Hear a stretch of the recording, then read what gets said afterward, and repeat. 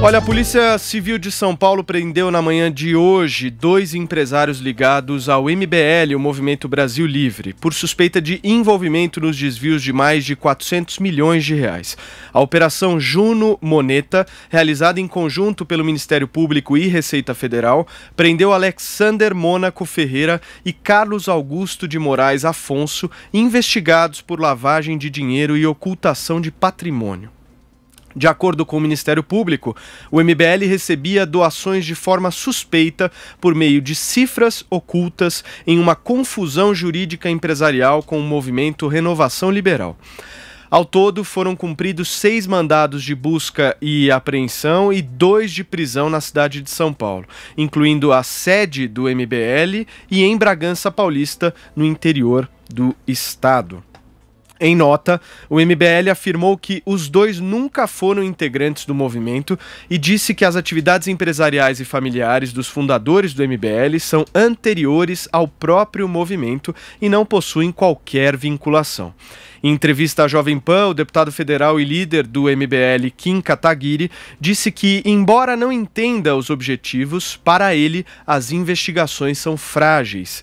Kim explicou que Alexander Mônaco Ferreira fazia doações ao movimento pelo Superchat do YouTube, da mesma forma que são feitas por outros apoiadores. Quanto a Carlos Augusto de Moraes Afonso, também conhecido como Luciano Ayan, o deputado reconheceu que o MBL já publicou textos do empresário na página do movimento e que ele era convidado para alguns programas como comentarista, mas nunca como coordenador ou integrante. Para a gente começar a rodada dos debates e comentários dessa tarde, o comentário dele, Rodrigo Constantino. Vamos lá, Paulo. O Luciano Ayan não era um mero colaborador do MBL, né? Todo mundo sabe, conhece, ele era uma espécie de guru do núcleo formador ali. Inclusive, ele tocava junto o Jornal Livre, que pertencia ao MBL lá atrás. Além disso, o que mais chama atenção nessa história, bom, foi encontrado maconha, cocaína e tudo mais, né? Mas essa é uma outra história. O que chama atenção nisso aí é que o Luciano Ayan também é um grande fornecedor de material para CPMI de fake news. Ele municiou ali a turma da Joyce Hasselman e do Alexandre Frota contra os bolsonaristas. A CPI, que virou um instrumento de perseguição bolsonarista apenas e não de combate à fake news em geral. Aliás, uma das acusações que pesa sobre o Ayan é exatamente disseminar fake news, né? Ele teria levado muito material, porque ele era dos bastidores dos grupos de direita no passado. Pouquíssimos dias atrás, 2, 3 dias atrás, ele disse que voltou a ser de esquerda, de onde ele de fato nunca saiu, né? E é curiosíssimo que bastou 2 dias como esquerdista de novo para ser preso, né? O outro, Alexander, que foi preso, ele fazia doações muito generosas ao MBL nessa história de pimba, né, que são os superchats que ele fazia doação na hora ali, parece que diariamente na ordem de R$300, R$500, é uma coisa impressionante de generosidade, né? O Ministério Público também pediu a suspensão e o bloqueio de todas as contas ligadas à família inteira do Renan Santos, fundador do MBL e o principal que comanda ali a mão de ferro, né, centralizador de poder no grupo, inclusive com suspeita de criptomoedas, de bitcoins e tudo mais. Então tem muita coisa que ainda vai vir daí, né? Fica na expectativa até de uma delação premiada, eventualmente, do Ayan, porque ele é muito influente nos bastidores daquilo que passou a se chamar os radicais de direita. Aliás, um termo que ele mesmo usou numa conversa comigo, quando eu pedi para não mais ele usar o meu nome numa orelha de um livro que ele ia lançar sobre seitas, sendo que parece que a principal seita acabou se tornando o próprio MBL, né? Ele foi, por exemplo, quem influenciou a Vera Magalhães com a ideia de que eu era um stalker dela, sendo que ela é uma jornalista, uma figura pública. Tudo que eu fazia era verificar o conteúdo que ela publicava e criticava, questionava. Tem o dia de pomba, tem o dia de estátua, né, Paulo? Então o MBL acusou sempre muitos bolsonaristas de forma muito leviana, muito precipitada, sem aguardar o devido processo legal, sem aceitar o benefício de que todos são inocentes até prova o contrário. O Queiroz, por exemplo, é tratado já como criminoso, o Flávio também. Eles querem apostar muito aí nessa delação premiada e agora eles estão passando um pouquinho do calor que eles gostam de produzir contra terceiros, né? Então, hoje realmente é um dia que veio abaixo de vez aí, essa imagem toda do MBL, vinha derretendo muito ao longo dos últimos meses, né? Com toda a postura um tanto oportunista deles, e o que fica de pergunta é muito mais do que a gente tem de resposta agora, né? Por exemplo, ligação com gente do PSDB, né? Até porque um dos que foi preso trabalha, né, no governo do João Dória. A ligação deles com a turma do DEM e do PSDB é muito conhecida. O papel desse Luciano Ayan aí, desse Carlos Afonso, em relação a vários desses que chamam o tempo todo o bolsonarismo de gabinete do ódio e disseminam muito ódio e fake news e usam muitas vezes robôs, até é o que se suspeita nas redes sociais, são muitas contas falsas, anônimas e por aí vai. Então, assim, o que nós estamos vendo aqui, Paulo, ao que tudo indica, é aquilo que o Lenin já ensinava, a velha tática leninista, né? Acuse-o pelo que você faz. A casa do MBL está vindo abaixo. Agora você, Josias. Olha, há duas coisas muito preciosas numa investigação policial: a informação sólida e a comunicação clara. Nesse caso em que a Promotoria de São Paulo envolve o MBL num esquema de sonegação e lavagem de dinheiro, a informação é sólida como uma porção de gelatina e a comunicação é clara como a gema. O acusador divulgou um texto logo cedo, à promotoria, no qual diz coisas definitivas sem demonstrar. E o acusado, ao sustentar a sua inocência, não conseguiu definir muito bem as coisas.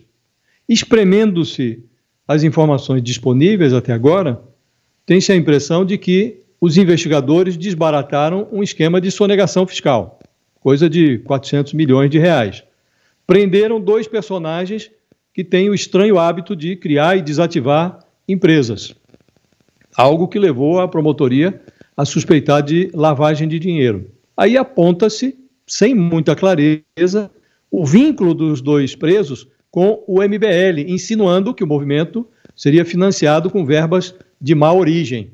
Nesse ponto, surge no enredo, grudado no MBL, um tal movimento MRL, Movimento de Renovação Liberal. Então, grudou no movimento Brasil Livre, que é conhecido, um desconhecido movimento de renovação liberal. Muito bem, aí vem o MBL e diz que os 2 presos não pertencem ao movimento, embora um deles realize doações financeiras generosas e o outro tenha participado como comentarista de transmissões do grupo e tal. Alega-se que o débito fiscal de 400 milhões de reais se refere a uma empresa de uma família de fundadores do MBL, mas essa empresa não teria nada a ver com o movimento.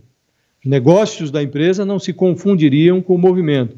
Aí surge a notícia de que o MBL é apenas uma marca que pertence ao tal MRL, que seria a face jurídica do movimento.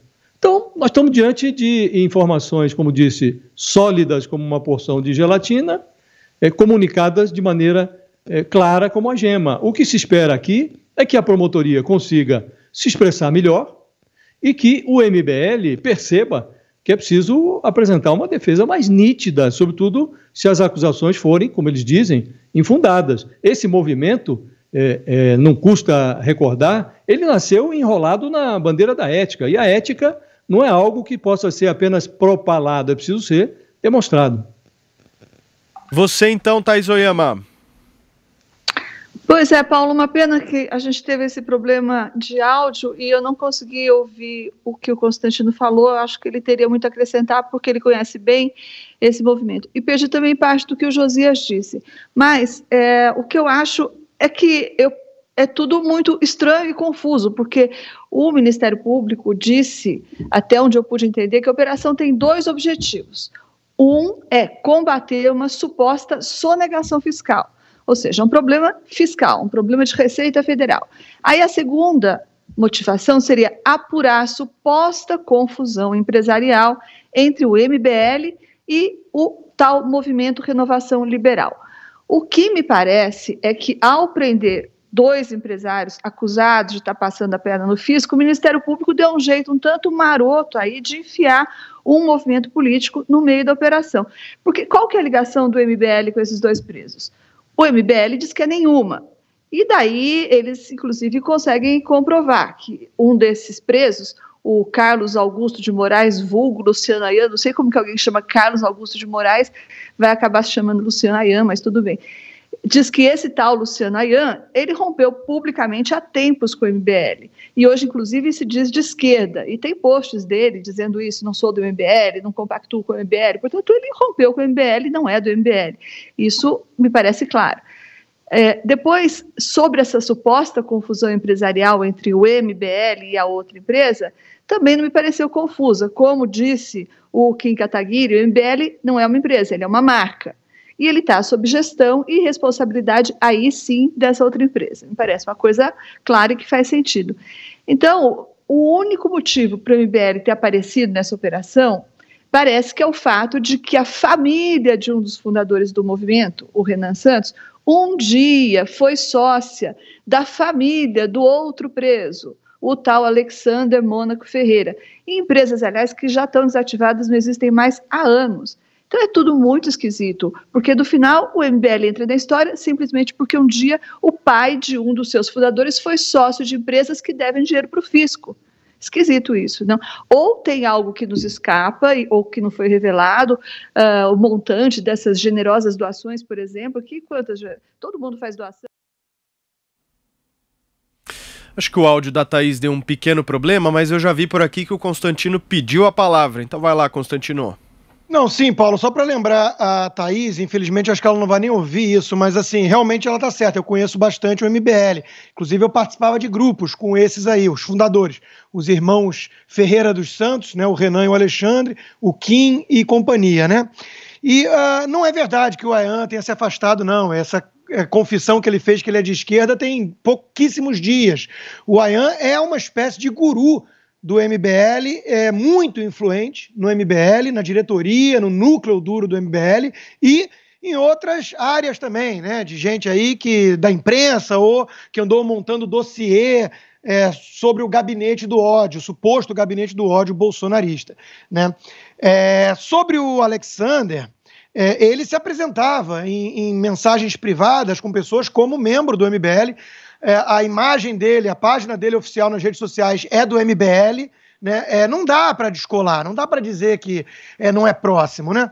E eu só quero deixar claro para o nosso ouvinte que isso para mim pode ter um tom um tanto pessoal, eu não nego isso e nem tento esconder, né? Não só porque, como eu acabei de dizer, eu era muito próximo, eu tenho mensagens deles todos confessando a importância que eu tive nas formações intelectuais como liberais deles, né? Então isso para mim é muito relevante, porque é uma traição a tudo que eu defendo, né? Eu sou um liberal assumido, com viés conservador, e eles se dizem liberais e se mostram uns tucanos de esquerda, né? Por isso que não há nenhuma surpresa também no Luciano Ayan achar que se afastou dele só porque é de esquerda. Eles são de esquerda, tá? Quem diz que eles são de direita está mentindo ou não está enxergando a atitude deles, né? Eles são progressistas, parecem muito tucanos, e é por isso que há uma ligação suspeita entre eles e o PSDB, inclusive, que tem que ser averiguada. Mas esse Alexander, que se diz muito próximo e tudo, se vende aí como membro do MBL, né? E por que isso é pessoal para mim? Porque assim que eu comecei a fazer críticas públicas, eu deixo isso muito claro como fator de esclarecimento ao nosso ouvinte, em respeito, assim que eu comecei a fazer poucas críticas públicas pontuais ao MBL, por eu achar que o movimento estava se desviando de certos princípios e deixando sua ambição e seu projeto de poder falar mais alto do que a preocupação com o país, né? A ponto de, isso foi depois, mas a ponto de entrar na justiça contra um churrasco do presidente, coisas que são bizarras, ou fazer vista grossa para inquérito ilegal de Supremo Tribunal Federal só porque o alvo é bolsonarista, ou censura nas redes sociais, coisa que eles sempre condenaram e passaram a apoiar porque atacava o bolsonarismo. Então, eles mostraram que eles não se preocupavam com o liberalismo, e sim com perseguir o Bolsonaro num projeto próprio de poder, né? Quando eu comecei a fazer essas críticas, o que aconteceu? O Renan, que é o fundador e que controla com mão de ferro o movimento, passou a espalhar que eu era uma pessoa vendida, né, que eu tinha sido comprado para defender o governo. Né? Inclusive, eles chamam a Jovem Pan de Jovem Pano, e espalham isso por aí, muitos defensores do MBL, né, que hoje abriu seus microfones para eles se explicarem. Não conseguiram, mas aí é uma outra história. É difícil justificar o injustificável. Mas eu quero só deixar claro isso, né? O Arthur Duval, mais conhecido como Mamãe Falei, também gravou vídeos fazendo assim, insinuando que eu defendia o governo, sendo que eu critico um monte de coisa no governo, mais do que eles conseguem elogiar, porque eles não elogiam nada, é como se não tivesse nenhum acerto, nem mesmo a área do Paulo Guedes. Eles, como liberais, passaram a detestar o Paulo Guedes. Daí você vê que eles são mesmo tucanos de esquerda. Então, eu só estou esclarecendo aqui que, para mim, é pessoal, sim. Por quê? Porque eles andam há meses me difamando e atacando a minha integridade, a minha honestidade, que é o meu principal ativo como um comentarista independente. Né? E eles, está vindo à tona, não são tão independentes assim, muito menos limpos. Então, eles que se expliquem na justiça. Tem muita coisa que ainda vai sair daí. Ô Thaís, agora você está de volta, então eu queria que você concluísse seu raciocínio. E se você quiser comentar alguma coisa que o Constantino falou agora, fica à vontade. Como vingança pessoal, eu entendo, mas ainda não consegui, até entendo a satisfação do Constantino ao ver as pessoas que o ofenderam se darem mal. É humana essa reação, mas eu ainda não consegui entender por que prenderam 2 empresários acusados de sonegação fiscal e o MBL foi parar no meio dessa história com essas muito breves e frágeis associações. E acho estranho também que o Constantino chamou de ação policialesca quando a justiça prendeu uma bananeira que atira rojões contra a STF, xinga ministros, faz acampamento armado em frente ao Congresso, e daí foi uma ação do Estado policialesco, e que escândalo. E não achar que essa prisão tem alguma coisa de estranho, aí me parece, me perdoe Constantino, um tremendo exercício de duplo padrão, como você sempre fala. Constantino. Eu perdoo, Thaís, está perdoada. Veja, foi a polícia de São Paulo.